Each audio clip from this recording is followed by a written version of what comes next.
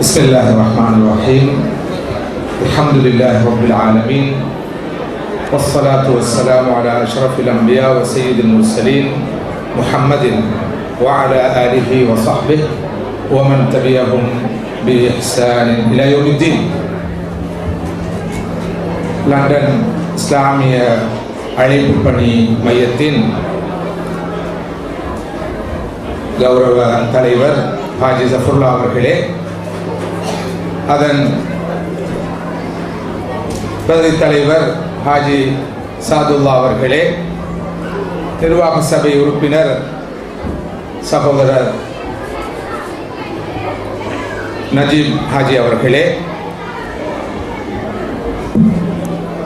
16ஆம் மாநாட்டிலே சிறப்புரை நிகழ்த்துவதற்காக வருகை தந்து சிறப்புரை நிகழ்த்திய பெருமதிப்புக்குரிய சையத் முஹம்மது மதனி அவர்களே, மௌலானா பஷீர் அஹமத் மிஸ்பாஹி அவர்களே, அன்புக்கும் மதிப்புக்கும் உரிய சகோதரர் டாக்டர் அப்துல்லா அவர்களே, இஸ்லாமிய அழைப்பு பணி மையத்தின் ஊழியர்களே, இங்கு வருகை தந்திருக்கின்ற அன்புக்கும் மதிப்புக்கும் உரிய இஸ்லாமிய சகோதரர்களே, சகோதரிகளே, அஸ்ஸலாமு அலைக்கும் வரஹ்மத்துல்லாஹி வபரகாத்துஹு. அஸ்ஸலாமு அலைக்கும் வரஹ்மத்துல்லாஹி வபரகாத்துஹு. இந்த ஆண்டு இஸ்லாமிய அழைப்பு பணி மையம் இந்த மாநாட்டுக்கு மிக பொருத்தமான ஒரு கருப்பொருளை தெரிவு செய்திருப்பது இந்த பின்புலத்தில் தான். இஸ்லாம் என்பது வழிபாடு வழிபாடு வழிபாடு என்ற மனப்பதிவு மிக ஆழமாக நமக்குள்ளே இருக்கிறது. இந்த கருப்பொருள், இந்த தீ, இஸ்லாம் என்பது வழிபாடா பண்பாடா? அழகாக சொன்னார்கள் மதிப்புக்குரிய சையத் முஹம்மது மதனி அவர்கள். ஒரு நாணயத்துக்கு இரு பக்கங்கள், இஸ்லாத்துக்கும் இரு பக்கங்கள்.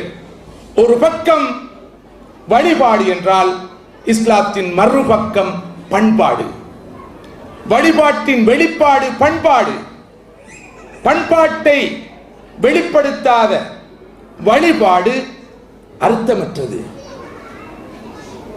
பயன் இல்லாதது, குறைந்தபட்சம் பயன் குன்றியது. இந்த உண்மையை நாம் புரிந்து கொள்ள வேண்டும். அல்லாஹ்வுடைய வசனங்கள் ஓதி காண்பிக்கப்படுகிற போது وَإِذَا قُرِئَ الْقُرْآنُ فَاسْتَمِعُوا لَهُ وَأَنصِتُوا لَعَلَّكُمْ تُرْحَمُونَ. அல்லாஹ்வுடைய கலாம் ஓதி காண்பிக்கப்படுகிற போது வாய் மூடி மௌனமாக இருந்து காது தாழ்த்தி கேளுங்கள் என்பது அல்லாஹ்வுடைய கட்டளை.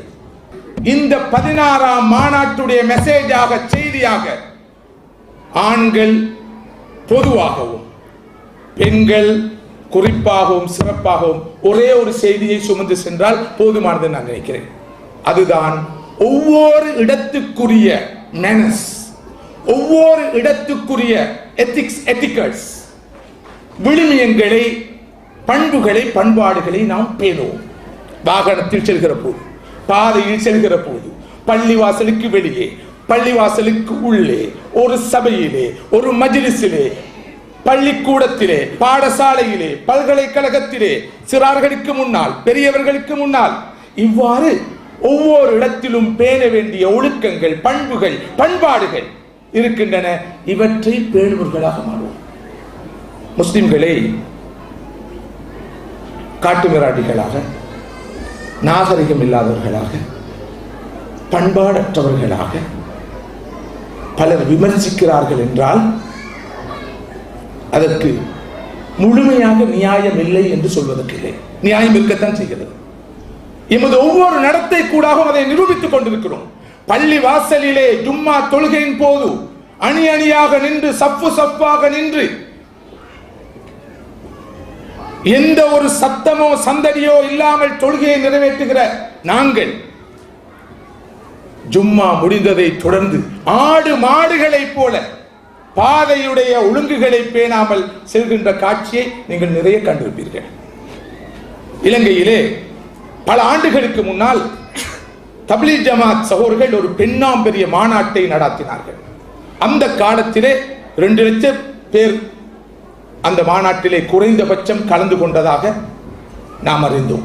மிகப்பெரிய ஒரு மாநாடு நடத்தப்பட்டது. அந்த வழியிலே ஒரு பெரும்பான்மை இலங்கை சமூகத்தை சேர்ந்த, அதாவது முஸ்லிம் அல்லாத ஒருவர், அவர் ஒரு கல்வி அதிகாரி, கடந்து போயிருக்கிறார். ஒரு தொழுகை நடக்கும் சந்தர்ப்பம் அது. ஒரு பெரிய கூட்டம், பெருந்திரளான கூட்டம் அமைதியாக அடக்கமாக தொழுகை நடத்தி கொண்டிருப்பதை பார்த்தார். ஆச்சரியப்பட்டார், அதிசயப்பட்டார். என்ன ஒழுங்கு, என்ன கட்டுப்பாடு, என்ன அமைதி, என்ன அடக்கம், என்ன முதிர்ச்சி என்று அவர் பிரமிப்படைந்தார். அடுத்த நாள் காலை தன்னுடைய பணிமனைக்கு, காரியாலயத்துக்கு, ஆபீஸுக்கு சென்றவுடன் முஸ்லிம் உத்தியோகஸ்தர்கள் வரும் வரையும் காத்திருந்தார். வந்தவுடன் அவர்களை பார்த்து சொன்னார், நேற்று நான் ஒரு அற்புதமான காட்சியை பார்த்தேன். உங்களுடைய ஒரு பெரிய மாநாட்டை நான் பார்த்தேன். 2 லட்சம் பேர், அதை விட அதிகமானவர்கள் கூடி தொழுகை நடத்தி கொண்டிருக்கிற காட்சியை பார்த்தேன். உண்மையில் இப்படிப்பட்ட ஒரு கட்டுப்பாடான சமூகத்தை, ஒரு ஒழுங்கான சமுதாயத்தை இந்த உலகத்தில் எங்கும் காண முடியாது என்றுதான் நான் ஊகிக்கிறேன் என்று சொன்ன போது நமது அந்த முஸ்லிம் உத்தியோகஸ்தர்கள், சார் இது ஒன்றும் ஆச்சரியம் இல்லை சார், மீனுக்கு நீந்த கற்றுக் கொடுக்க வேண்டுமா சார், முஸ்லிம்கள் என்றாலே இப்படித்தான், அவர்களிடம் எங்கும் எப்போதும் ஒழுங்கு, ஒழுக்கம், பண்பாடு, கட்டுப்பாடு எல்லாம் நிறைவாக இருக்கும் சார். உங்களுக்கு ஆச்சரியமாக இருந்தாலும் எங்களுக்கு ஆச்சரியம் இல்லை சார். சின்ன பிள்ளையும் அப்படித்தான், பெரிய முதியோரும் அப்படித்தான், ஆண்களும் அப்படித்தான், பெண்களும் அப்படித்தான். நீங்கள் வாருங்கள், பள்ளிக்குள்ளே கொண்டு போய் இன்னும் நிறைய அதிசயங்களை, அற்புதங்களை காட்டுகிறோம் என்று சொன்ன போது அவர் சொன்னார், நான் நேற்று கண்ட காட்சி அதிசயமானதுதான், ஆனால் அதைவிட ஒரு அதிசயம், ஒரு அற்புதம், ஒரு புதிர் இருக்கிறது, அதற்கு நீங்கள் பதில் சொல்ல வேண்டும். இவ்வளவு கட்டுப்பாடாக மைதானத்திலே பார்க்கிறோம், தொழுகையிலே பார்க்கிறோம், வழிபாட்டிலே உங்களை பார்க்கிறோம், வணக்கத்திலே பார்க்கிறோம். உண்மைதான், அது ஆச்சரியமான விஷயம்தான். ஆனால் என்னுடைய இந்த ஆபீஸுக்கு வழமையாக தாமதமாக வருபவர்கள், தாமதமாக வந்து நேர காலத்தோடு செல்பவர்கள், தாமதமாக வந்தாலும் ஒழுங்காக பணியை செய்யாதவர்கள், கடமையை நிறைவேற்றாதவர்களும் நீங்கள் தானே. இந்த பயிற்சியை பெற்ற நீங்கள் ஏன் இப்படி நடந்து கொள்கிறீர்கள் என்று கேட்ட போது தாம் வாயடைத்து போனதாக அந்த ஆசிரிய உத்தியோகஸ்தர்கள் நம்மோடு ஒரு ஒர்க் ஷாப்பிலே சொன்னது எனக்கு நினைவு இருக்கிறது. தொழுகிறேன் தொழுகிறேன் அல்லாஹ்வுக்காக, வைக்கோல் திருடுகிறேன் மாட்டுக்காக. இதுதான் நமது நிலைப்பாடு. பள்ளிக்கு போனா அல்லாஹ்வுக்குள்ள ஹக்க அப்படி நிறைவேற்றுவோம். ஆனால் பாதைக்கு வந்தால் அந்த தொழுகையின் எந்த தாக்கத்தையும் எங்களால் காண முடியாமல் இருக்கும். 2 பேர் பள்ளிவாசலிலே தொழுது விட்டு வருகிறார்கள். வரும் வழியிலே ஒரு இடத்திலே அறுவடை நடந்து அந்த வைக்கோல் குவிக்கப்பட்டிருக்கிறது. இதை பார்த்த ஒருவர் அந்த வைக்கோலை எடுக்க போகிறார். அடுத்தவர், இதை தொடாதே, இது உனக்குரியதல்ல, அனுமதி இல்லாமல் இதனை எடுக்கக்கூடாது, இப்போதுதானே தொழுதுவிட்டு வருகிறாய், தொழுதுவிட்டு வர வழியில இந்த வேலையை செய்கிறாயே என்று சொன்ன போதுதான் அவர் சொன்னார், தொழுவது அல்லாஹ்வுக்காக, வைக்கோல் திருடுறது என்ற வீட்டில் இருக்கிற மாட்டுக்காக, அதுக்கு இதுக்கு சம்பந்தம் இல்லை. நமது மூதாதையர்கள் இந்த வழிபாட்டுக்கும் பண்பாட்டுக்கும் இடையில் உள்ள இறுக்கமான தொடர்பை எவ்வளவு அற்புதமாக சொல்லியிருக்கிறார் என்பதை பார்க்கிறோம். பல போது பொய் சொல்கிற போது, புறம் பேசுகிற போது, கோல் சொல்கிற போது, துரோகம் செய்கிற போது, மோசடி செய்கிற போது, ஏமாற்றுகிற போது, அநியாயம் செய்கிற போது, அராஜகத்தில் ஈடுபடுகிற போது நாம் சிந்திப்பதில்லை, நான் தொழுத தொழுகை, நான் நோக்கும் நோன்பு, நான் ஓதும் குர்ஆன், நான் செய்யும் திக்ரவுராதுகள் ஏன் என்னை பண்படுத்தவில்லை, பக்குவப்படுத்தவில்லை, இந்த சீர்கேடுகள் இருந்து, பாவங்கள் இருந்து, தீமைகள் இருந்து என்னை தடுக்கவில்லை என்ற கேள்வியை பல போது பலர் எழுப்புவதில்லை. மதிப்புக்குரிய சகோதரர்களே, சகோதரிகளே, அந்த வகையில் என்றும் இல்லாத அளவுக்கு இன்று நானும் நீங்களும் இந்த பண்பாடு பக்கமாக சிந்திக்க கடமைப்பட்டிருக்கிறோம். ஒரு பெரிய பண்பாட்டு புரட்சியை, ஒரு ஒழுக்க புரட்சியை எனக்குள்ளே, எனது குடும்பத்துக்குள்ளே, நம் சமூகத்துக்குள்ளே, நம் நாட்டுக்குள்ளே, முழு சர்வதேசத்துக்குள்ளே ஏற்படுத்த வேண்டிய ஒரு காலத்தில் நாம் இருக்கிறோம். இன்றைய உலகின் பிரச்சனை என்ன? உங்களிடம் இந்த வினா முன்வைக்கப்பட்டால் உலகிலே பல நாடுகளில் நிலவுகின்ற அரசியல் நெருக்கடியை பற்றி சொல்வீர்கள். ஆப்கானிஸ்தானிலே, ஈராக்கிலே, சோமாலியாவிலே, பாலஸ்தீனத்திலே, மாலியிலே, இன்னும் மற்றும் பல நாடுகளிலே எவ்வாறு அரசியல் நெருக்கடி நிலை காணப்படுகிறது என்பதை பற்றி சொல்வீர்கள். இந்த பிரிண்ட் மீடியாவையும் இந்த எலக்ட்ரானிக் மீடியாவையும் பார்த்து அவற்றைத்தான் மிகப்பெரிய பிரச்சனையாக சொல்வீர்கள். இன்னும் சிலர் நமது நாட்டிலே நடக்கிற பிரச்சனைகளை பற்றி கூட அதுதான் இன்றைய பர்னிங் இஷ்யூ, பிரதானமான முக்கியமான அடிப்படையான பிரச்சனை என்று சொல்வீர்கள். இன்னும் சிலரிடம் கேட்டால் சொல்வார்கள், அரசியல் நெருக்கடிகள் உலகத்திலே இருக்கத்தான் செய்கின்றன, பல நாடுகளிலே இன பிரச்சனை, இவ்வாறான இன்னொரு பிரச்சனைகள் இருப்பது உண்மைதான். ஆனால் அதை விட இன்று உலகளாவிய ரீதியில் நிலவுகின்ற இந்த குளோபல் எக்கனாமிக் கிரைசிஸ், உலகளாவிய இந்த பொருளாதார மந்த நிலை, பொருளாதார நெருக்கடி தான் மிக முக்கியமான பிரச்சனை. பாருங்கள், இன்று ஐரோப்பாவில் என்ன நிலைமை இருக்கிறது உங்களுக்கு தெரியுமா? இங்கு வந்து நீங்க ஏதோ பேசிக்கொண்டிருக்கிறீங்க, இப்ப இந்த நாட்டில் கூட பொருளாதார பிரச்சனை இருக்குது, அந்த நாட்டில் பொருளாதார பிரச்சனை இருக்குது என்று பொருளாதார நெருக்கடி ஒரு பெரிய பிரச்சனையாக சொல்வீர்கள். மற்றும் சிலர் ஆழமாக போய் சொல்வார்கள், இந்த ரெண்டு பிரச்சனைகளை விட இந்த உலகம் எதிர்நோக்கி இருக்கிற மிக முக்கியமான பிரச்சனை சூழல் சுற்றாடல் பிரச்சனை. உங்களுக்கு தெரியுமா குளோபல் வார்மிங்கால் என்ன நடக்க போகிறது? 2025 ஆண்டாகிற போது தண்ணீர் தட்டுப்பாடு வரப்போகிறது. அதன் விளைவுகளை உலகம் அனுபவிக்க போகிறது. ஓசோன் படலத்திலே ஓட்டை விழுந்திருக்கிறது. கடல் மட்டம் கூட போகிறது. அதனால் உலகம் அழிய போகிறது. உலகத்தின் இருப்புக்கே அச்சுறுத்தல் உருவாகிருக்கிறது. இதுதான் உண்மையான பிரச்சனை என்று மற்றும் சிலர் சொல்வார்கள். இன்னொரு சாரார் சொல்வார்கள், இவையெல்லாம் பிரச்சனையாக இருந்தாலும் உங்களுக்கு தெரியுமா, இன்றைய உலகின் மிக முக்கியமான பிரச்சனை இந்த சுகாதார பிரச்சனை, ஆட்கொள்ளி நோய்கள். நாளுக்கு நாள் புது புது நோய்கள் பரவி வருகின்றன. அவற்றின் விளைவுகளுக்கு நாம் முகம் கொடுத்திருக்கிறோம். இவைதான் உண்மையான பிரச்சனை என்று சொல்வார்கள். உண்மையில் இவையெல்லாம் பிரச்சனை தான். அரசியல் நெருக்கடிகளாக இருக்கலாம், இன பிரச்சனையாக இருக்கலாம், பொருளாதார மந்த நிலையாக இருக்கலாம், சூழல் சுற்றாடல் பிரச்சனையாக இருக்கலாம், சுகாதார பிரச்சனைகளாக இருக்கலாம். இவையெல்லாம் உலகத்தின் இருப்புக்கு அச்சுறுத்தலாக அமைந்திருக்கிற பிரச்சனைகள் என்பது சந்தேகமில்லை. ஆனால் மதிப்புக்குரிய சகோதரர்களே, சகோதரிகளே, இந்த எல்லா பிரச்சனைகளை விட மிக முக்கியமான ஒரு பிரச்சனை இருக்கிறது. உலகத்தின் இருப்புக்கே சாவுமணி எடுத்துக் கொண்டிருக்கிற பிரச்சனை அதுதான் இந்த மோரல் கிரைசிஸ், இந்த பண்பாட்டு வீழ்ச்சி, இந்த ஒழுக்க வீழ்ச்சி. அது ஒரு முக்கியமான பிரச்சனை மாத்திரமல்ல, இன்று உலகளாவிய ரீதியில் நிலவுகின்ற அரசியல் நெருக்கடிகளுக்கும், இன ரீதியான முருகல்களுக்கும், பொருளாதார மந்த நிலைக்கும், சூழல் சுற்றாடல் பிரச்சனைகளுக்கும், சுகாதாரம் சார்ந்த பிரச்சனைகளுக்கும் அதுதான் மூல காரணமாக இருக்கிறது என்ற உண்மையை பலர் புரிந்து கொள்கிறார்கள் இல்லை. புரிந்து கொண்டவர்களும் அதனை ஓங்கி சொல்கிறார்கள் இல்லை. உலகத்திலே உண்மையில் அரசியல் பிரச்சனை என்ற ஒரு பிரச்சனை இல்லை, இனமுறுகல் என்ற ஒரு பிரச்சனை இல்லை. இருப்பது பண்பாட்டு பிரச்சனை. மனிதர்கள் மனிதர்களாக இல்லை. மனிதர்கள் சுயநலவாதிகளாக, பேராசை பிடித்தவர்களாக, துவேஷம் கொண்டவர்களாக இருக்கிறார்கள். ஹியூமன் வேல்யூஸ், மனித விழுமியங்களை இழந்திருக்கிறார்கள். அதிலும் கவலைக்குரிய நிலை பாமர்கள் அல்ல, படித்தவர்கள், so called intellectuals, so called educated people. இவர்கள் தான் இனவாதத்தையும் பொறாமையையும் பேராசையையும் கர்மித்தனத்தையும் குறுகிய மனப்பான்மையையும் கொண்டவர்களாக இருக்கிறார்கள். இவர்களிடம்தான் பிரதேசவாதம், இனவாதம், மொழிவாதம், நிறவாதம் தாண்டவமாடுவதை பார்க்கிறோம். சாதாரண மக்கள், எமது பாசையிலே லேமன் என்று சொல்கிறோம், பாமர்கள், அவர்கள் இன்னும் மனிதர்களாக இருக்கிறார்கள். இன்றைய எஜுகேஷன், இந்த சிஸ்டம் மனிதர்களை உருவாக்க தவறி இருக்கிறது. இது ஒரு குளோபல் ப்ராப்ளம். இன்றைய இந்த எஜுகேஷன் சிஸ்டம் மனிதர்களை உருவாக்கவில்லை, வெறும் பொருளாதார பிராணிகளைத்தான் உருவாக்குகிறது, சுயநலவாதிகளை உருவாக்குகிறது, பேராசை பிடித்தவர்களை உருவாக்குகிறது, அடிப்படை மனித விழுமியங்களை பேணாத மனிதர்களை உருவாக்குறது. நான் அடிக்கடி சொல்வது ஒரு அனர்த்தமா, ஒரு பிரச்சனையா,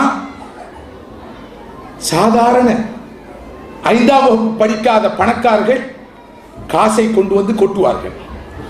ஆனால் இந்த படித்த புத்திஜீவிகள், இந்த படித்த துறைசார் நிபுணர்கள், இன்டெலெக்சுவல்ஸ், ப்ரொஃபஷனல்ஸ், அவர்கள் அழகாக பிரச்சனையை பற்றி பேசுவார்கள், அனலைஸ் பண்ணுவார்கள். ஆனால் 5% காசை கொடுக்க மாட்டார்கள்.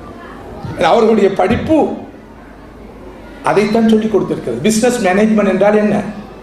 அவருடைய பாக்கெட்டில் உள்ள காசை எப்படி எந்த பாக்கெட்டுக்கு கொண்டு வர்றது, அதுக்கு பேர் பிசினஸ் மேனேஜ்மெண்ட். இப்படி அசிங்கமாக சொல்லாமல் அதனை அழகாக சொல்வார்கள். மார்க்கெட்டிங் என்றால் என்ன? சந்தைப்படுத்துதல் என்றால் என்ன? எத்தகைய வேல்யூஸையும் எத்திக்ஸையும் பேணாத விளம்பரங்களுக்கு கூடாக, கவர்ச்சியான விளம்பரங்களுக்கு கூடாக தனது பொருளை அடுத்தவருடைய தலையிலே கட்டுவது. சிறப்பாக கட்டுபவர் உண்மையில் மேனேஜ்மெண்ட் குருவாக கருதப்படுவார். இன்றைய உலகம் எதிர்நோக்கி இருக்கிற உண்மையான கிரைசிஸ், இந்த மோரல் கிரைசிஸ், இன்றைய உலகம் எதிர்நோக்கி இருக்கிற இந்த பொருளாதார நெருக்கடி, இதற்கு பின்னால் இருப்பது என்ன? வளங்களை சுரண்டுவது, மோசடி, ஏமாற்று, வட்டி, இது போன்ற பண்பாட்டு ரீதியான பிரச்சனைகளுடைய விளைவுதான் இன்றைய உலக பொருளாதார நெருக்கடி, மந்த நிலை. இதனை விரிவாக விளக்குவதற்கு நேரம் இடம் தர மாட்டார். சூழல் சுற்றாடல் பிரச்சனைக்கு காரணம் தான் நேச்சுரல் டிசாஸ்டர்ஸ், இயற்கை அனர்த்தங்கள் அதிகரித்துக் கொண்டிருக்கின்றனவா? பல்வேறு பயங்கரமான மாற்றங்கள் இந்த பூமியில ஏற்பட்டு வருகின்றனவா? என்ன காரணம்? பண்பாட்டு வீழ்ச்சி. பாகிஸ்தானிலே 2 ஆண்டுகளுக்கு முன்னால் மிகப்பெரிய ஒரு வெள்ள அனர்த்தம் வந்தது. அந்த வெள்ள அனர்த்தத்திலே மில்லியன் கணக்கான மக்கள் பாதிக்கப்பட்டார்கள். நான் அல் ஜசீரா உடைய தலைமையகத்துக்கு கட்டாருக்கு போயிருந்த போது அங்கு இருக்கிற பாகிஸ்தான் நாட்டை சேர்ந்த பொலிட்டிக்கல் கார்ட்டூனிஸ்டை சந்தித்த போது, உங்களுடைய நாட்டிலே இத்தகைய ஒரு வெள்ளம், வரலாறு காணாத வெள்ளம் ஏற்பட்டு இவ்வளவு பெரிய அழிவு வந்திருக்கிறதே, என்ன காரணம் என்று கேட்டேன். அவர் சொன்னார், காரணம் அரசியல்வாதிகள் என்று. மழை பெஞ்சி வெள்ளம் போட்டு மக்கள் பாதிக்கப்பட்டு உயிரிழந்திருக்கிறார்கள், பொருட்சேதம் ஏற்பட்டிருக்கிறது சொன்னால் அரசியல்வாதிகள் காரணமா? இது என்ன அநியாயம்? மனிதர்கள் 2 சாராரை விட மாட்டார்கள். எந்த பிரச்சனை வந்தாலும் ஒன்று உலமாக்கள் பேசுவார்கள், 2வது அரசியல்வாதிகள் பேசுவார்கள். அதாவது குற்றவாளி கூண்டில் எப்போது நிறுத்தப்படுகிற 2 சாரார்கள் இருக்கிறார்கள். ஒன்று முஸ்லிம் சமூகத்தில் உலமாக்கள், யாராவது ஒருவருக்கு கொஞ்சம் ஏதாவது கான்ஸ்டிபேஷன் பிரச்சனை இருந்தால் மௌலவி தான் காரணம் சொல்லுவார்கள். அடுத்தது இந்த அரசியல்வாதிகள். நான் சொன்னேன், இது என்ன, இது சமய சம்பந்தம் இல்லாம விளக்கம் சொல்றீங்க. அப்போது அவர் சொன்னார், இல்லை, கடந்த பல தசாப்த காலமாக பாகிஸ்தான் நாட்டிலே பாகிஸ்தானை மாறி மாறி ஆட்சி செய்த கட்சிகள் பாகிஸ்தானுடைய இன்ஃப்ராஸ்ட்ரக்சரை ஒழுங்கு செய்வதற்காக பாலங்களை புனர்நிர்மாணம் செய்து புதிய பாலங்களை நிர்மாணிப்பது, ட்ரைனேஜ் சிஸ்டத்தை ஒழுங்குபடுத்துவது, அணைகளை கட்டுவது, இத்தகைய திட்டங்களுக்காக கோடான கோடி ரூபாய்கள் ஒதுக்கப்பட்டன. ஆனால் இந்த அரசியல்வாதிகள் மோசடி செய்து உரிய பாலங்களை சரியாக கட்டவில்லை, இருக்கிற பாலங்களை சரியாக திருத்தவில்லை, பாதை ஓரங்களை ஒழுங்குபடுத்தவில்லை, அணைகளை திருத்தவில்லை, நிர்மாணிக்கவில்லை, மோசடி செய்தார்கள். அதன் விளைவுதான் இந்த பெருவெள்ளம். அத்தோடு அரசியல்வாதிகளுடைய அனுசரணையோடு காடழிப்பு நடந்தது. பெரும் தொகையான மரங்கள் வெட்டி வீழ்த்தப்பட்டன. அதனால் ஏற்பட்ட காலநிலை மாற்றம், மண் சரிவு, அதன் விளைவுதான் இந்த பேரழுத்தம். ظهر الفساد في البر والبحر بما كسبت أيدي الناس. எனவே இந்த உலகத்திலே நாம் காண்கின்ற இந்த எல்லா பிரச்சனைகளுக்கு பின்னால் இருப்பது மனிதர்கள் கெட்டு போயிருக்கிறார்கள். மனித உள்ளங்கள் நாசமாக இருக்கின்றன, குட்டிச்சுவராக போய் இருக்கின்றன. மனித விழுமியங்கள், பண்பாடுகள், ஒழுக்கங்களை பேணாத சுயநலமிகள் இந்த உலகத்திலே உருவாகி இருக்கிறார்கள். இன்றைய நாகரிகம் அத்தகைய மனிதர்களை தான் தோற்றுவித்திருக்கிறது. நோய்களுக்கு பின்னால் இருப்பதும் பண்பாட்டு வீழ்ச்சி, ஒழுக்க வீழ்ச்சி. நான் விளக்க வேண்டிய தேவையில்லை. எனவே இன்றைய உலகின் பிரதான பிரச்சனை, கோ இஷ்யூ, உண்மையான பிரச்சனை இந்த பண்பாட்டு வீழ்ச்சி. இதை சரி செய்யாமல் பார்ஷல் வியூ, வெறும் பக்கப்பார்வை கூடாக எந்த மாற்றத்தையும் கொண்டு வர முடியாது. ஏதோ உரிமைகளுக்காக குரல் எழுப்பிக் கொண்டே இருக்கலாம், அதுவே ஒரு வியாபாரமாக மாறும். எத்தனையோ என்ஜிஓக்களும் ஐஎன்ஜிஓக்களும் உலகத்திலே வாழ்கிற பிரச்சனைகளை வைத்து வாழ்ந்து கொண்டிருக்கின்றன, வயிறு வளர்த்துக் கொண்டிருக்கின்றன. அங்கும் பண்பாடு இல்லை. பிரச்சனை முடிந்துவிட்டால் புதிய பிரச்சனைகளை உருவாக்க வேண்டும் என்று சிந்திக்கின்றன இந்த சோகோல் தொண்டர் நிறுவனங்கள். என்றால் அவர்கள் இந்த பிரச்சனைகளே வாழ்பவர்கள். எனவே மதிப்புக்குரிய சகோதரர்களே, சகோதரிகளே, எமது அடுத்த தலைமுறையினராவது நிம்மதியாக வாழ வேண்டும் என்றால் அவர்களுக்கு நாம் பண்பாட்டை கொடுக்க கடமைப்பட்டிருக்கிறோம். இஸ்லாத்தை பொறுத்தவரையிலே ஏற்கனவே விளக்கப்பட்டது போல, ஒரு பக்கம் வழிபாட்டை இஸ்லாம் வலியுறுத்துகிறது என்று சொன்னால், மறுபக்கம் அது பண்பாட்டை வலியுறுத்துகிற மார்க்கம். அது மாத்திரமல்ல, இஸ்லாத்துடைய பார்வையிலே வழிபாடு என்பது பண்பாடு, பண்பாடு என்பது வழிபாடு. இபாதத் என்பது அஹ்லாக், அஹ்லாக் என்பது இபாதத். எப்படி என்ற கேள்வி உங்களுக்கு பிறக்கலாம். ஒருவர் தொழுகிறாரா, அது வழிபாடு மாத்திரமல்ல, பண்பாடு. தன்னை படைத்த இறைவனுக்கு நன்றி சொல்கிறார், தன்னை வாழ வைக்கிற அல்லாஹ்வுக்கு அவர் கட்டுப்படுகிறார், அது பண்பாடு. நோன்பு நோக்கிறாரா, அது வழிபாடு, அதே நேரம் பண்பாடு. அல்லாஹ்வுக்கே நன்றி சொல்லாத மனிதன் எங்கே அடுத்த மனிதனுக்கு நன்றி உள்ளவனாக இருக்க முடியும்? எனவே தொழுகை ஒரு பண்பாடு, நோன்பு ஒரு பண்பாடு, அமல் இபாதத்துகள் என்ற வழிபாடுகள் அனைத்தும் உண்மையில் பண்பாடுகள். அதே நேரம் மறுபக்கம் எல்லா பண்பாடுகளும் வழிபாடுகள்.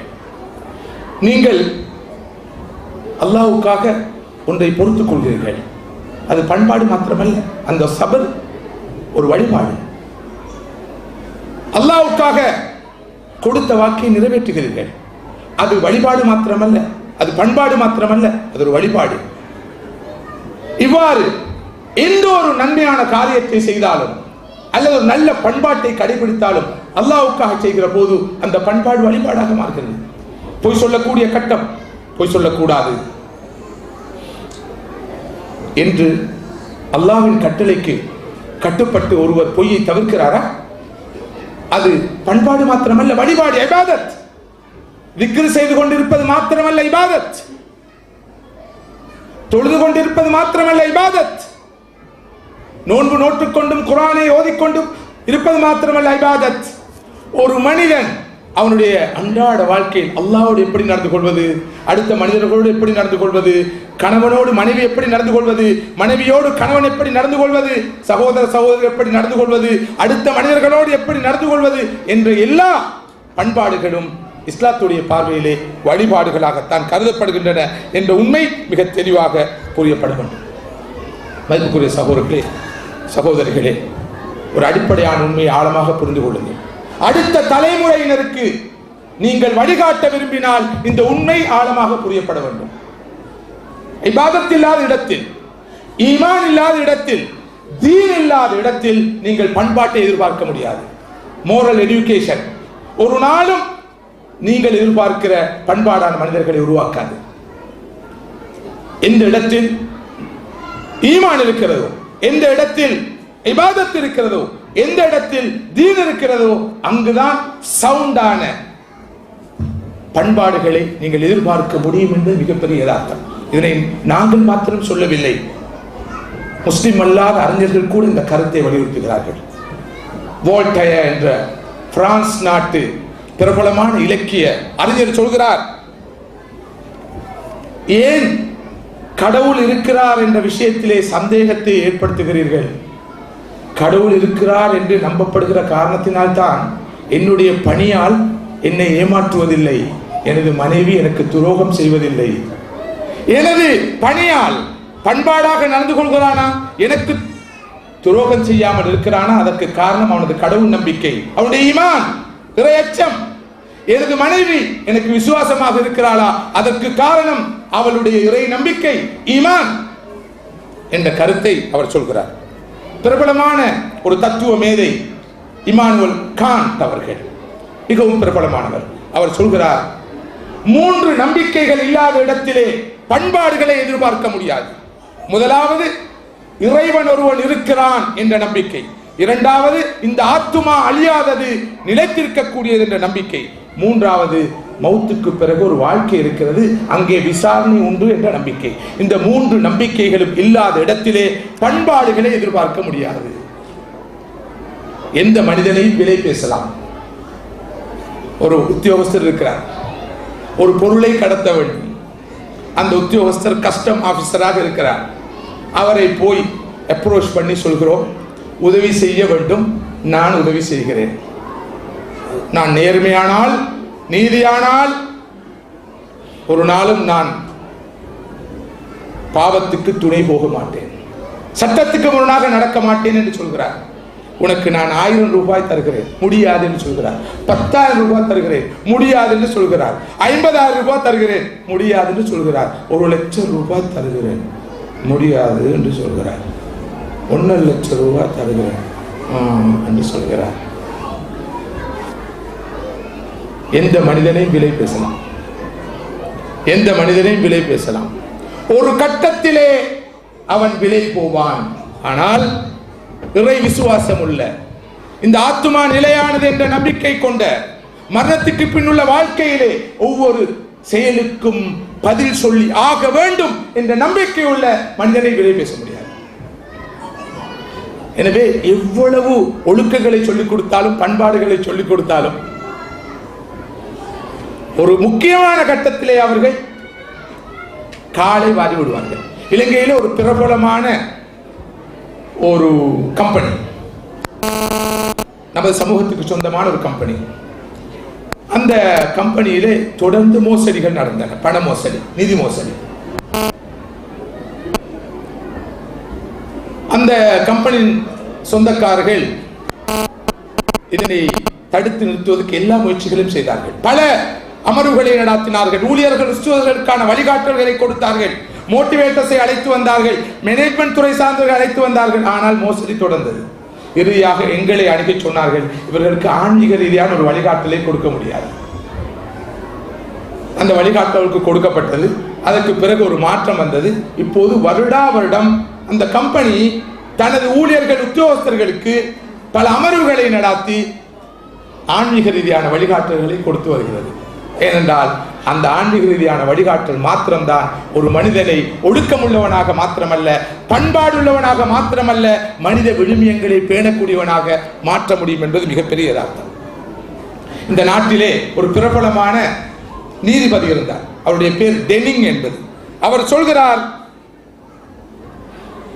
இறை நம்பிக்கை இல்லாத இடத்திலே பண்பாட்டை எதிர்பார்க்க முடியாது, பண்பாடு இல்லாத இடத்திலே சட்டத்தையும் ஒழுங்கையும் எதிர்பார்க்க முடியாது. இன்றைய உலகம் எங்கு சென்று கொண்டிருக்கிறது என்பதை பார்க்கிறோம். மெட்டீரியலிசமும் செக்குலரிசமும் சடவாதமும் சமய சார்பற்ற கொள்கையும் தான் இன்றைய கல்வியின் அடிப்படையாக இருப்பதை பார்க்கிறோம். அதன் விளைவு என்ன? உருவாகின்ற ஒவ்வொரு தலைமுறையும் சமய சார்பற்ற தலைமுறையாக, சடவாத சிந்தனை கொண்ட தலைமுறையாக உருவாகிறது. இந்த தலைமுறையிடம் எப்படி பண்பாடுகளை எதிர்பார்க்க முடியும் என்பதுதான் எமக்கு முன்னால் இருக்கிற மிகப்பெரிய சவால். மதிப்புக்குரிய சகோதரர்களே, சகோதரிகளே, மிக முக்கியமான ஒரு தலைப்பு இது. நாம் இந்த மார்க்கத்தை நோக்கி திரும்பாதவரை, ஈமானை நோக்கி திரும்பாதவரை, இபாதத்தை நோக்கி திரும்பாதவரை, தீனை நோக்கி திரும்பாதவரை, இஸ்லாம் சொல்கிற வழிபாடுகளை நோக்கி திரும்பாதவரை, அந்த வழிபாடுகளை அர்த்தமுள்ளதாக அமைத்துக் கொள்ளும் நிலைக்கு நாம் வராத வரைக்கும் பண்பாடுள்ள ஒரு சமூகத்தை இந்த உலகத்திலே காண முடியாது. நயவஞ்சகத்தை, ஹிப்போக்ரசியை டிப்ளமசி என்று சொல்வார்கள். பயங்கர இனவாதத்தை தேசப்பற்று என்று சொல்வார்கள். இப்படி இன்றைய நாகரிகம் அவ்வளவு பாவங்களையும், தீமைகளையும், குற்றச் செயல்களையும், படுபாதக செயல்களையும் அழகான பெயர் கொண்டு அழைக்கிறது. இதை மாற்ற வேண்டும். மனிதர்கள் மனிதர்களாக மாற வேண்டும். மாறாத வரைக்கும் நாம் எடுக்கிற ஒவ்வொரு முயற்சியும் பெச்சுவக்காகத்தான் இருக்கும். இப்போது எல்லோரும் பேட்ச் ஒர்க் பண்ணி கொண்டு இருக்கிறோம், ஒட்டு போட்டு கொண்டு இருக்கிறோம். அடித்தளம் ஆட்டம் கண்டு இருக்கிறது, ஃபவுண்டேஷன் ஆட்டம் கண்டு கொண்டிருக்கிறது. எல்லோருமாக சேர்ந்து பேட்ச் ஒர்க் வேலை செஞ்சு கொண்டு இருக்கிறோம். நீண்ட காலமாக காலாகாலமாக இந்த பேட்ச் ஒர்க் தான் நடந்து கொண்டிருக்கு. ஒரு டிராஸ்டிக் சேஞ்ச், ஒரு டோட்டல் சேஞ்ச் சமுதாயத்திலே தேவைப்படுகிறது, மனித இனத்திலே தேவைப்படுகிறது, உலகத்திலே தேவைப்படுகிறது. அற்புதமான தூதை சுமந்த நாங்கள் ஏன் இதனை மூடி மறைத்துக் கொண்டு அர்த்தமில்லாத விவகாரங்களில் கால நேரத்தை கழித்துக் கொண்டிருக்கிறோம்? கவலைக்குரிய நிலை. நானும் நீங்களும் நாம் அனைவரும் பண்பாட்டின் சிகரங்களாக, ஒழுக்கத்தின் இருப்பிடங்களாக, நட்பண்புகளின் உறைவிடங்களாக மாறுவதற்கூடாக இந்த உலகத்திலே மிகப்பெரிய ஒரு மாற்றத்தை கொண்டு வர முடியும். இஸ்லாமிக் கல்ச்சர், இஸ்லாமிக் சிவிலைசேஷன் என்பது எவ்வளவு வளமானது, எவ்வளவு ரிச், எவ்வளவு செல்வமிக்கது. இந்த உலகத்திலே ஒரு காலத்திலே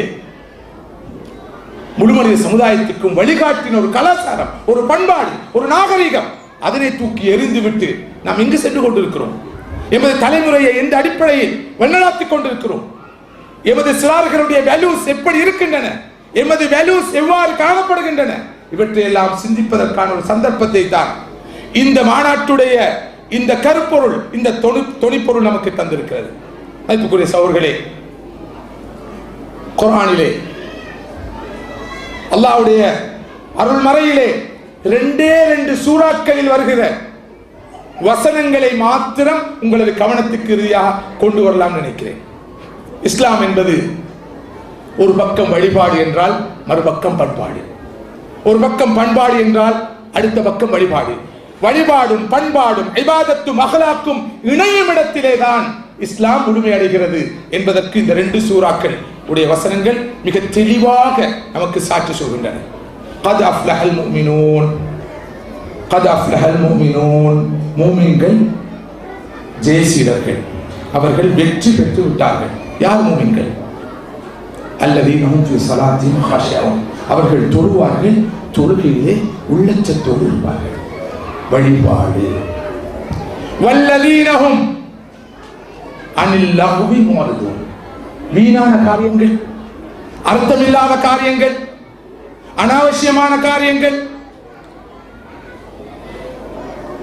அனாச்சாரங்கள் அனைத்திலிருந்தும் ஒதுங்கி நடந்து கொள்வார்கள். பண்பாடு. வல்லதீனஹும் லிஸ்ஸகாத்தி ஃபாயிலூன். மேலும் அவர்கள் ஜகாத்தை கொடுப்பார்கள். வழிபாடு. வல்லதீனஹும் லிஃபுரூஜிஹிம் ஹாஃபிதூன்.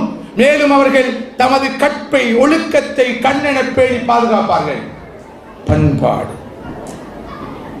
தொடர்ந்து அல்லாஹ் சொல்கிறான், வல்லதீனஹும் லிஅமானாத்திஹிம் வஅஹ்திஹிம் ராஊன். மேலும் உண்மையான மூமின்கள் யாரென்றால் அவர்கள் உள்ளச்சத்தோடு தொழுபவர்களாக இருப்பது போல, அனைத்து வீணான காரியங்களில் இருந்தும், அனாச்சாரங்களில் இருந்தும், தீமைகளில் இருந்தும் தவிர்த்து வாழ்வது போல, ஜகாத்தை நிறைவேற்றுவது போல, கற்பை ஒழுக்கத்தை பேணி பாதுகாப்பது போல அவர்கள் நம்பிக்கையோடு நாணயத்தோடு நடந்து கொள்வார்கள். அமானிதத்தை பேணுவார்கள், கொடுத்த வாக்கை நிறைவேற்றுவார்கள். மேலும் அவர்கள் வல்லதீனஹும் அலா ஸலவாத்திஹிம் யுஹாஃபிதூன். மேலும் அவர்கள் தொழுகையை மிகவும் பேணுதலாக நிறைவேற்றுவார்கள். வழிபாடும் பண்பாடும், பண்பாடும் வழிபாடும். மூமின்கள் என்றால் யார்? வெறுமனே வழிபாட்டில் ஈடுபடுவார்கள், தொழுது கொண்டே இருப்பார்கள், இரவெல்லாம் தொழுவார்கள், பகலெல்லாம் தொழுவார்கள், நோன்பு நோட்டுக் கொண்டே இருப்பார்கள், குர்ஆன் ஓதிக்கொண்டே இருப்பார்கள், திக்ர் செய்து கொண்டே இருப்பார்கள். ஆனால் அவருடைய முகத்திலே புன்முறுவலை காண முடியாது, தர்மத்தை அவர்களிலே பார்க்க முடியாது, ஈவிரக்கம் கிடையாது, அன்பு கிடையாது, தயாளம் கிடையாது, கருணை கிடையாது. திக்ர் செய்து கொண்டே போய் சொல்வார்கள், குர்ஆன் ஓதிக்கொண்டே ஏமாற்றுவார்கள், தொழுது விட்டு வந்து பொய் சத்தியம் செய்வார்கள். இவர்கள் மூமின்களா? வழிபாடும் பண்பாடும் இரண்டும் இருக்கும் இடத்தில் தான் ஈமான் இருக்கிறது.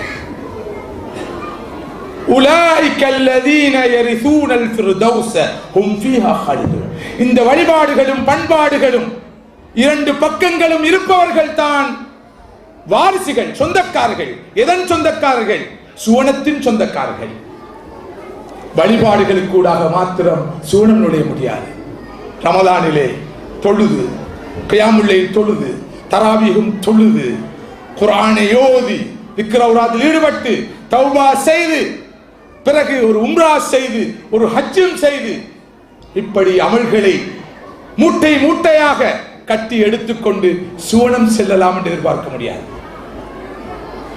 ஒவ்வொரு வழிபாட்டோடும் இணைந்ததாக பின்னி பிணைந்ததாக பண்பாடு இருப்பது இன்றியமையாது. சூரா அல் ஃபுர்கானிலே அல்லாஹ் ரஹ்மானுடைய அடியார்கள் யார் என்று சொல்கிறான். வஇபாதுர் ரஹ்மான், ரஹ்மானுடைய அடியார்கள் யார்? அல்லதீன யம்ஷூன அலல் அர்தி ஹௌனா, அவர்கள் நடக்கிற போது அமைதியாக நடப்பார்கள். ரஹ்மானுடைய அடியார்கள் யார்?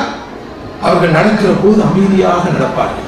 வைதா ஹாதபஹுல் ஜாஹிலூன காலு ஸலாமா, அறிஞர்கள் அவர்களோடு வாத பிரதிவாதங்கள் செய்ய வந்தால், தர்க்கிக்க வந்தால் சலாம் என்று சொல்லி அவர்கள் பண்பாடாக போய் விடுவார்கள். பண்பாடு. வல்லதீன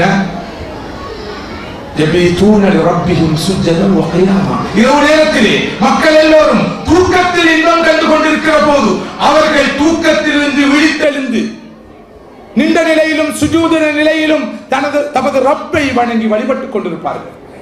வழிபாடு. والذين يقولون ربنا اصرف عنا عذاب جهنم ان عذابها كان غراما, அந்த இரவு நேரத்திலே அந்த நடுநிசியிலே வானத்தை நோக்கி கைகளை நீட்டிய வண்ணம் அவர்கள் சொல்வார்கள், எங்களது இறைவா, நரக வேதனை எங்களை விட்டு திருப்பி விடுவாயாக. அந்த வேதனை நிலையானது, மிக மோசமானது. அந்த நரகம் ஒதுங்கக்கூடிய இடங்களிலே மிக மோசமான இடம் என்று அவர்கள் சொல்வார்கள். வழிபாடு. தொடர்ந்து ரஹ்மானுடைய அடியார்கள் யார் என்று அல்லாஹ் சொல்கிறார். வல்லதீன லா யதுஊன மஅல்லாஹி இலாஹன் ஆகர், அவர்கள் அல்லாஹ்வோடு மற்ற எந்த ஒரு தெய்வத்தையும் அழைக்க மாட்டார்கள், அல்லாஹ்வுக்கு இணை வைக்க மாட்டார்கள். வழிபாடு. வலா யஸ்னூன், அவர்கள் ஜினாவில் விபசாரத்தில் ஈடுபட மாட்டார்கள். பண்பாடு. தொடர்ந்து அல்லாஹ் அப்படியே சொல்லிக் கொண்டு போய் தொடர்ந்து ரஹ்மானுடைய அடியார்களுடைய பண்புகளை சொல்கிறான். வல்லதீன லா யஷ்ஹதூன ஸூர், அவர்கள் பொய் சாட்சியம் சொல்ல மாட்டார்கள். பொய் சாட்சியம் சொல்ல மாட்டார்கள், இல்லாதை சொல்ல மாட்டார்கள், இருப்பதை திரிக்க மாட்டார்கள், மிகைப்படுத்தி சொல்ல மாட்டார்கள். ரஹ்மானுடைய அடியார்கள். தொடர்ந்து அல்லாஹ் சொல்கிறான், வஇதா மர்ரு பில்லஹவி மர்ரு கிராமா, வீணான காரியங்களை கண்டால் பண்பாடாக எழுந்து சென்று விடுவார்கள். வீட்டிலே ஒரு அசிங்கமான சினிமா படம் ஒளிபரப்பப்படுகிறது. ஒரு இபாதுர் ரஹ்மான், ரஹ்மானுடைய அடியார்களை சேர்ந்த ஒரு ஆண் ஒரு பெண் அதை கண்டால் அந்த இடத்தை விட்டு எழும்பி சென்று விடுவார், ஒதுங்கி சென்று விடுவார். எந்த வீட்டுக்கு போய் அங்கு சினிமா படம் ஒன்று திரையிடப்பட்ட காரணத்தினால், ஒளிபரப்பப்பட்ட காரணத்தினால் நாம் எழும்பி சென்றிருக்கிறோம். இது ஈமானுடைய வெளிப்பாடு, வழிபாட்டுடைய வெளிப்பாடு, பண்பாடு. இந்த தன்மைகளை நாம் தொழுகிற தொழுகை ஏற்படுத்தி இருக்கிறதா? நாம் நோக்கிற நோன்பு ஏற்படுத்தி இருக்கிறதா? நாம் ஓதுகிற குர்ஆன் ஏற்படுத்தி இருக்கிறதா? செய்கிற திக்ர் ஏற்படுத்தி இருக்கிறதா? மீண்டும் பழைய செய்தியை தான் சொல்லலாம். தொழுகிறேன் தொழுகிறேன் அல்லாஹ்வுக்காக, வைக்கோல் திருடுகிறேன் மாட்டுக்காக. அப்போது அல்லாஹ்வுக்காக முஸல்லாவில் தொழுதேன். இப்போது இந்த சினிமா படத்தை பார்க்கிறேன், அந்த சினிமா பாடலை கேட்டு ரசிக்கிறேன். அதுக்கு இதற்கு என்ன சம்பந்தம்? எந்த சம்பந்தமும் கிடையாது. எங்கே இருக்கிறது நமது ஒழுக்க நிலை, நமது பண்பாட்டு நிலை? எந்த வீட்டிலே குர்ஆன் ஓதப்படவில்லையோ அந்த வீட்டிலிருந்து ரஹ்மத்துடைய மலக்குகள் வெளியேறி விடுவார்கள். அந்த வீட்டிலே அல்லாஹ்வுடைய பரக்கத் ஈடுபட்டு விடும். அந்த வீட்டுக்கு ஷைத்தான்கள் வந்து விடுவார்கள். எந்த வீட்டிலே அல்லாஹ்வுடைய கலாம் ஓதப்படுகிறதோ அந்த வீட்டிலிருந்து ஷைத்தான்கள் வெளியேறி விடுவார்கள். ரஹ்மத்துடைய மலக்குகள் வந்து விடுவார்கள். அவர்களுக்கு பரக்கத் தாராளமாக கிடைக்கும் என்ற கருத்தை அபூ ஹுரைரா ரலியல்லாஹு அன்ஹு அவர்கள் சொல்கிறார்கள். அன்புக்குரிய சகோதரர்களே, சகோதரிகளே, இன்று என்ன நடக்கிறது? வீடுகளிலே முசீபத் என்று சொல்கிறோம், நிம்மதி இல்லை என்று சொல்கிறோம், அமைதி இல்லை என்று சொல்கிறோம், மன அழுத்தம் என்று சொல்கிறோம், மன இறுக்கம் என்று சொல்கிறோம், துன்பம் துயரம் என்று சொல்கிறோம், கவலைகளை சுமந்த வண்ணம் என்று சொல்கிறோம். ஊரில் இருந்த போதும் அப்படித்தான், இங்கு வந்த போதும் அப்படித்தான், வந்த பிறகும் அப்படித்தான், நல்ல நிலை வந்த பிறகும் அப்படித்தான், கையில் புக் கிடைக்க முன்பும் அப்படித்தான், கிடைத்த பின்பும் அப்படித்தான், இல்லாத போது இல்லை என்ற பிரச்சனை, கிடைத்ததுக்கு பின்னால் கிடைத்தது கை விட்டு சென்று விடுமோ என்ற பிரச்சனை, எந்த நாளும் பிரச்சனை. ஏன் இந்த பிரச்சனை? என்ன தீர்வு இருக்கிறது? யாரும் தீர்வு இல்லை. தீர்வு நமது கையில் இருக்கிறது. நமது கரங்கள் இருக்கிறது, நமது வாழ்க்கையில் இருக்கிறது. ஒழுக்கம் உள்ள ஒரு வாழ்க்கை, பண்பாடு உள்ள ஒரு வாழ்க்கை வரும் என்று சொன்னால் சந்தோஷம் எங்களை துரத்தி வரும், மகிழ்ச்சி எங்களுக்கு பின்னால் வரும். அதில் 2 கருத்துக்கு இடமில்லை சகோதரர்களே. எனவே ஒழுக்கம் உள்ளவர்களாக, பண்பாடு மிக்கவர்களாக நாம் மாற வேண்டும். நமது வழிபாடுகள் அதற்கு வழிவகுக்க வேண்டிய தேவையும் அவசியம் இருக்கிறது. சூரா அந்த ஃபுர்கானில் வருகிற ரஹ்மானுடைய அடியார்களின் பண்புகளை தொடர்ந்து பார்த்து கொண்டு செல்லுங்கள். நேரம் எனக்கு அதற்கு இடம் தர மாட்டாது. நான் சுருக்கமாக சொல்லிக் கொண்டு போகிறேன். எவ்வாறு வழிபாடுகளும் பண்பாடுகளும் மாறி மாறி சொல்லப்பட்டிருக்கிறது என்பதை பார்க்கிறோம். வழிபாடுகளில் காட்டுகின்ற அந்த கரிசனை, அந்த ஈடுபாடு ஏன் பண்பாடுகளில் காட்டப்படாமல் இருக்கின்றன என்பதை நாம் நினைத்து பார்க்க வேண்டும்.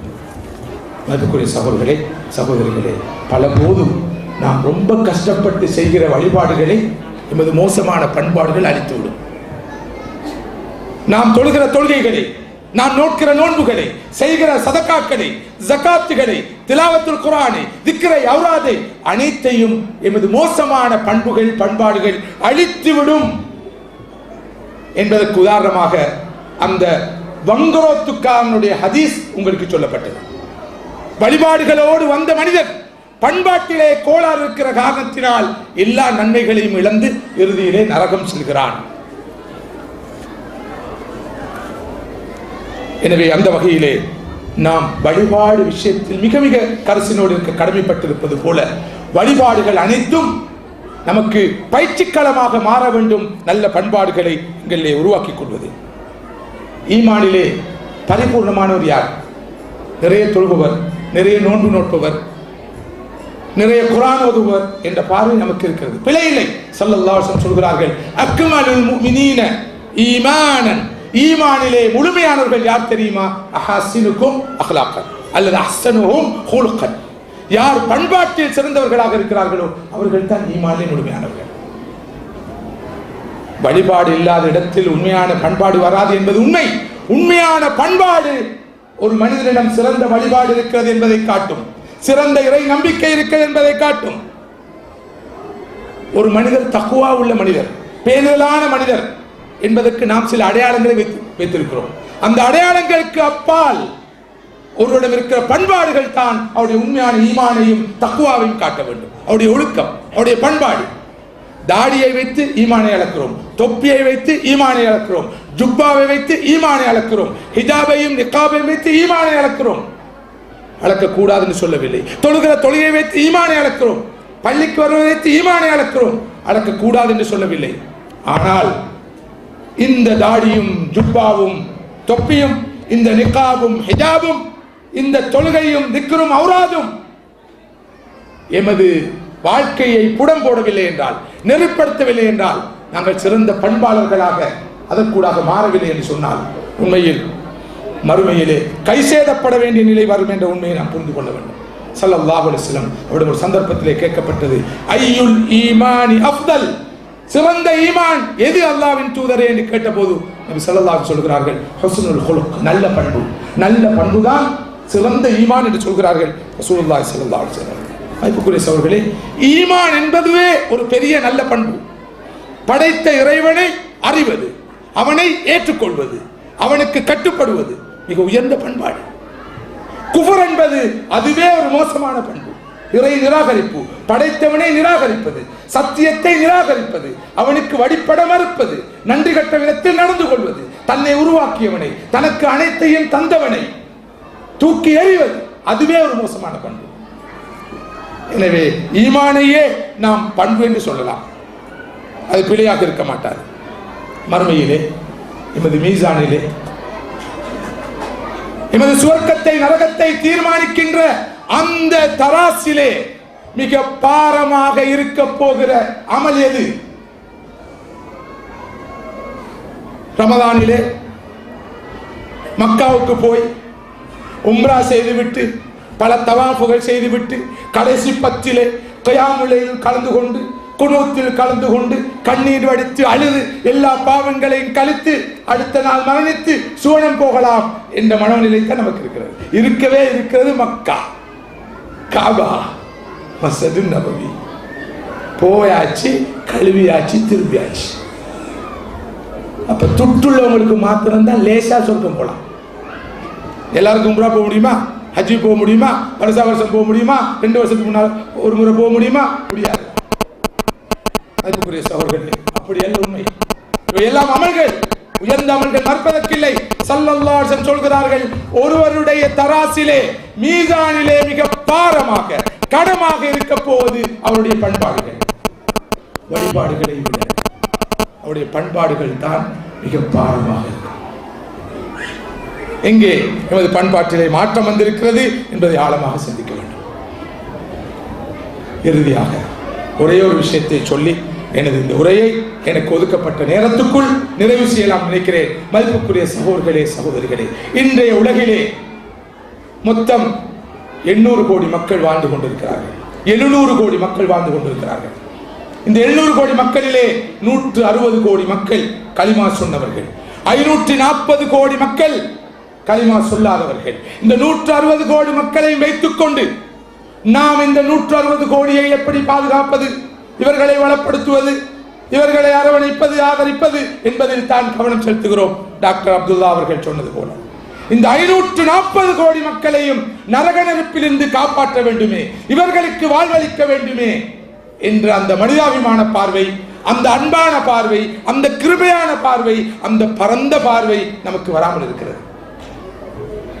இந்த 160 கோடியை எப்படி இன்னும் பிளவுபடுத்துவது, பிரிவுபடுத்துவது, குழுவாக்குவது, குழாமாக்குவது, அமைப்பு ரீதியாக பிரித்து சர்ஜரி பண்ணி சத்திர சிகிச்சை செய்து பார்ப்பது, யார் இந்த மதனி, யார் இந்த மிஸ்பாஹி, யார் இந்த நபீமி, யார் இந்த பெரியாதாசன், இவர்கள் எல்லோரும் ஒரு ஜமாத்தா, 2 ஜமாத்தா, 3 ஜமாத்தா, அல்லது ஒவ்வொருவரும் 3 ஜமாத்தா சேர்ந்து எல்லாம் நான் 3 12 ஜமாத்தா என்று பார்க்கிற அந்த பார்வை தான் இருக்கு. உலகம் வேற்றுமையில் ஒற்றுமை கண்டு கொண்டிருக்கிறது. நாங்கள் ஒற்றுமையிலே என்னென்ன வேற்றுமைகள் இருக்கின்றன என்று தேடி திரிகிறோம். இந்த அழைப்பு பணி மையம், தவா சென்டர், இதனுடைய போக்கு என்ன, நோக்கு என்ன, அகீதா என்ன, ஷரியா என்ன? அவர்களே, இத்தகைய அனாவசியமான அர்த்தமில்லாத தொழில்நுட்ப ரீதியான விவகாரங்களை பற்றி பேசி பேசி காலம் கழித்து மிகவும் பெருமதியான ஆயுளை வீணாக்கிக் கொள்ளாமல் எமது வாழ்க்கையை ஒரு பக்கம் வழிபாடாகவும் மறுபக்கம் பண்பாடாகவும் அமைத்துக் கொள்ள முடியும் என்றிருந்தால் எந்த தரிகா பிரச்சனையும் இல்லை, எந்த ஜமாத்து பிரச்சனையும் இல்லை, எந்த குழு குலாம் பிரச்சனையும் இல்லை. மன் சல்லா ஸலாத்தனா வஸ்தக்பல கிப்லத்தனா வஅக்கல தபீஹத்தனா, யார் நமது தொழுகையை தொழுகிறாரோ, நாம் எதிர்நோக்கும் கிப்லாவை எதிர்நோக்குகிறாரோ, நாம் மறுத்ததை சாப்பிடுகிறாரோ, நமது சகோதரர் எல்லோரும் சுவனம் செல்ல வேண்டும். அல்லாஹ்வுடைய சுவனம் வானங்கள் பூமி அனைத்தை விட மிக மிக விசாலமானது. யாரும் நினைக்க வேண்டாம் எமது கல்ப போல அல்லாஹு தஆலா சுப்ஹானல்லாஹ் குறுகிய உள்ளம் படைத்தவன் என்று. அது பிழையானது, முழுக்க முழுக்க பிழையானது. அல்லாஹ் வானங்கள் பூமியை விட விசாலமான சுவனத்தை அமைத்து வைத்திருக்கிறான், கோடான கோடி மனிதர்களை சுவனத்தில் நுழைப்பதற்காக. எல்லோருக்கும் சுவனம் கிடைக்கும் இன்ஷா அல்லாஹ். நம் அனைவருக்கும் சுவனம் கிட்ட வேண்டும். எதற்காக இந்த நிகழ்ச்சி, எதற்காக இந்த ஏற்பாடு, எதற்காக இந்த சிரமம், எதற்காக இந்த உழைப்பு? கஷ்டப்பட்டு ஏற்பாடு செய்தது போதாதற்கு, அழைத்து வந்தது போதாதற்கு, மைக்க கொடுத்த பழிக்கு வந்த உடனே ஒரு ஏச்சி, முடிய கொலையும் ஒரு ஏச்சி, நாமப்படுற பாடு பெரும்பாடு, எவ்வளோ கஷ்டப்பட்டு நாங்கள்லாம் வந்திருக்கிறோம் என்று சிந்திப்பவர்களும் இருப்பீர்கள். நாம் பேசலாம், கண்டிக்கலாம், கண்டிக்காமல் இருக்கலாம். நம் அனைவருடைய இலக்கம் ஒன்று, அல்லாஹ்வுடைய ரஹ்மத்தை கொண்டு, எமது இப்படியான அமல்கள் முயற்சிகளை கொண்டு அல்லாஹ் நம் அனைவரையும் ஏற்று அங்கீகரித்து நம் அனைவருக்கும் சுவனத்தை நசீபாக்க வேண்டும். நாம் அனைவரும் இங்கிருப்பது போல் நாளை மறுமையில் சுவனத்தில் இருக்க வேண்டும். நான் அடிக்கடி சொல்கிற ஒரு கருத்து இருக்கிறது, அல்லாஹ் கபூல் செய்ய வேண்டும். மறுமையிலே சுவனத்திலே ரொம்ப வினோதமான ஒரு காட்சி இருக்கும் என்று நான் படித்த குர்ஆன் ஹதீஸுடைய ஒளியிலே நான் விளங்கி வைத்திருக்கிறேன். உலமாக்கள் பிழையாக இருந்தால் திருத்த வேண்டும். சுவனத்திலே ஒருவர் மற்றொருவரை பார்த்து, நீ சொர்க்கத்துக்கு வந்திருக்கிறியா, உனக்கு சொர்க்கம் கிடைச்சா, எப்படி அப்பா உனக்கு சொர்க்கம் கிடைச்சு, நீ இந்த வழிகட்ட அமைப்புல எல்லாம் இருந்தா என்று இவன் சொல்ல, அவன் இவனும் பார்த்து, அது இருக்கட்டும்டா, நான் சுவனம் வருவேன் எனக்கு உறுதியா தெரிஞ்சிருந்துச்சு, அதனால்தான் அந்த அமைப்புல இருந்தேன், நீ எப்படி சொர்க்கம் வந்தா என்றதான் எனக்கு பிரச்சனை. எப்படி என்று இந்த உலகத்தில் எதிரும் புதிருமாக இருந்த சிந்தித்த அந்த 2 பேரும், அந்த 20 பேரும், அந்த 2000 பேரும், அந்த 2 லட்சம் பேரும், அந்த 2 கோடி பேரும் இல்லை, நாம் மனம் வைத்தால் அல்லாஹ்வுடைய அருளை கொண்டு உலகத்தில் இருக்கிற எல்லா மனிதர்களையும் சோழம் கொண்டு போகலாம். யாரை நரகத்தில் போட்டு வேதனைப்படுத்த வேண்டும் என்ற எந்த தேவையும் அந்த ரஹ்மான் ரஹீம் அந்த வஹாபுக்கு இல்லை. அந்த சந்தர்ப்பத்தை நமக்கு தந்திருக்கிறார். லா யஹ்தி அல்லாஹு பிக ரஜுலன் கைரும் மினத் துன்யா வமா ஃபீஹா. அல்லாஹ் உங்களை கொண்டு ஒரு மனிதனுக்கு நேர் வழியை காட்டுவான் என்று இருந்தால் அது இந்த உலகத்தில் இருக்கிற அனைத்தை விட மேலானது. நாம் லட்சோப லட்சம் பவுன்களை சம்பாதித்திருக்கிறோம், வீடு வாசல்களுக்கு சொந்தக்காரர்களாக இருக்கிறோம், சொத்து சுகங்களுக்கு உரிமையாளர்களாக இருக்கிறோம். ஆனால் 5 பேருக்கு நேர் வழியை காட்ட முடியும் என்று இருந்தால் அதுதான் விலை மதிப்பற்ற சொத்து என்ற உண்மையை நாம் புரிந்து கொள்ள வேண்டும்.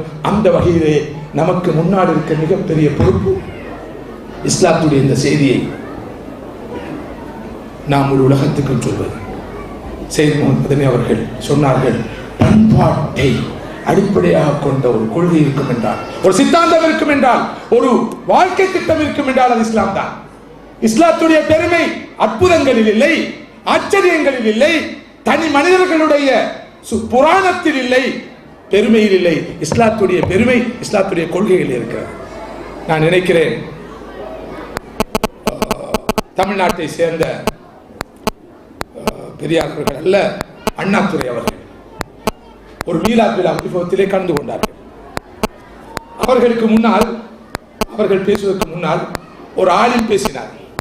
அந்த ஆலிம் ரசூலுல்லாஹி ஸல்லல்லாஹு அலைஹி வஸல்லம் உடைய சிறப்புகளை பற்றி, மகிமைகளை பற்றி பேசிக்கொண்டு போனார். பேசிக்கொண்டதற்கு பின்னால் இவர் வந்தவர் சொன்னார், எனக்கு முன்னால் பேசிய ஆலிம் அவர்கள் நிறைய கதைகள் சொன்னார்கள், புராணங்களை சொன்னார்கள், அற்புதங்களை சொன்னார்கள். இஸ்லாத்துடைய மகிமை, நபி முஹம்மது ஸல்லல்லாஹு அலைஹி வஸல்லம் அவருடைய பெருமை அந்த ஆலிம் அவர்கள் சொன்ன அற்புதங்களிலும் புராணங்களிலும் கதைகளிலும் தான் இருக்க என்று சொன்னால் எங்களது மதத்தை இஸ்லாத்தினால் வெல்ல முடியாது. அதைவிட அற்புதமான ஆச்சரியமான செய்திகளும் கதைகளும் புராணங்களும் நிறைந்த மதம் தான் எமது மதம்.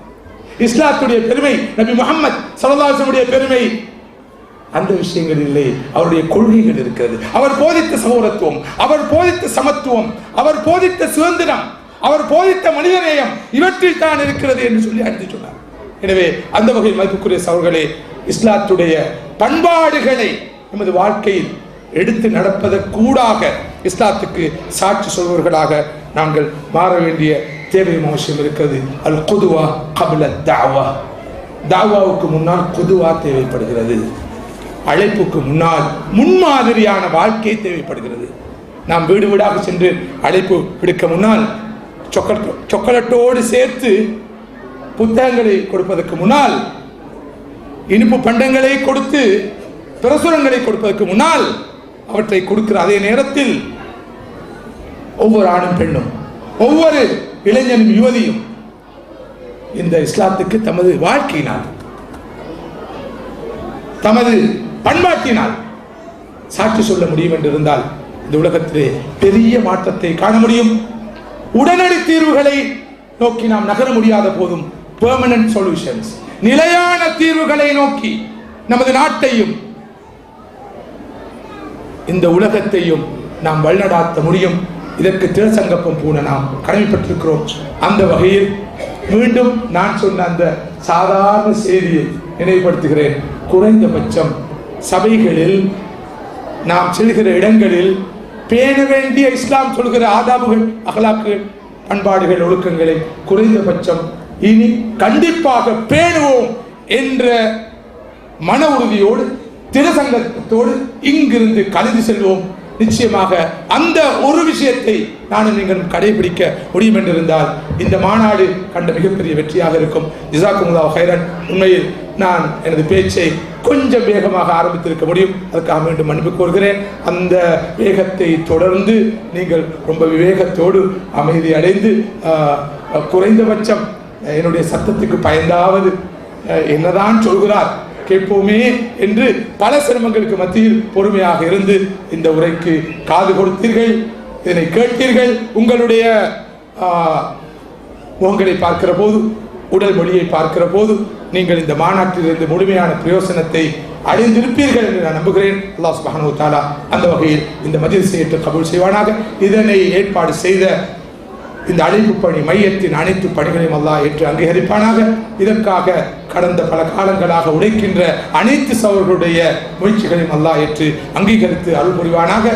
மறுமையிலே இந்த உலகத்திலே நாம் சந்திப்பது போல, அடிக்கடி சந்திப்பது போல, அந்த நிலையான சூழத்திலே நாம் அனைவரும் சந்தித்து நிலையான அந்த இன்பத்தை பெறுவதற்கு வல்ல ரஹ்மான் நம் அனைவருக்கும் தௌஃபீக் செய்து அருள் புரிவானாக என்று பிரார்த்தித்து மீண்டும் மீண்டும் என்னை அழைத்து உங்களோடு எளிமையான இந்த கருத்துக்களை பகிர்ந்து கொள்வதற்கு சந்தர்ப்பத்தை தந்த உங்கள் அனைவருக்கும் அல்லாஹ் சுப்ஹானஹு வ தஆலா நிறைவான கூலியை தந்து அருள் புரிய வேண்டும் என்று துஆ செய்து விடைபெறுகிறேன். வாஹிரு தஅவானா அல்ஹம்துலில்லாஹி ரப்பில் ஆலமீன். அஸ்ஸலாமு அலைக்கும் வரஹ்மத்துல்லாஹி வ பரகாத்துஹு. ஜஸாக்கல்லாஹு ஹைரன்.